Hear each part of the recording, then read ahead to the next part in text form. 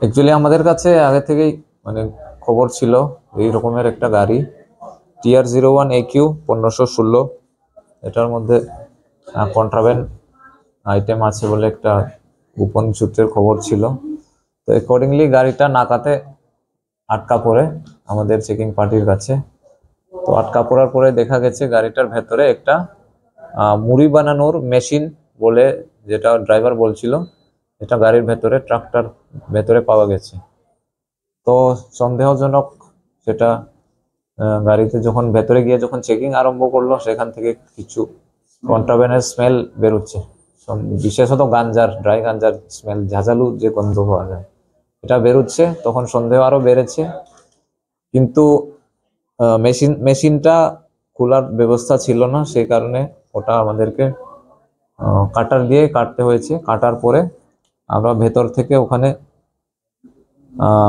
345 KG শুকনো গাঞ্জা recover, 69 প্যাকেটসে pack করা ছিল সেলোফেনের টেপ দিয়ে, যেটার বাজার মূল্য প্রায় 1,03,50,000 কালোবাজারি মূল্য।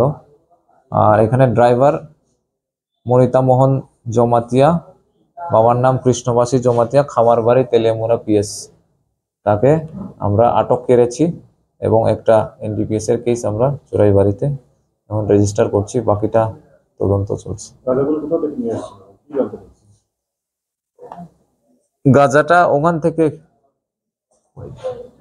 তেলিয়ামুড়া এলাকার পদ্মবিল বলে একটা জায়গা, ওখান থেকে কোয়াই পদ্মবিল এলাকা থেকে লোড হয়েছিল গাঁজাটা। আর এখানে আসাম যাবে, আসাম থেকে বাইরের স্টেটে যাবে। এটা প্রাথমিক জিজ্ঞাসায় পুরোটা এখনো পাওয়া যায়নি, বাকিটা তদন্তে জানা যাবে। কমেন্ট করবো না। ধন্যবাদ।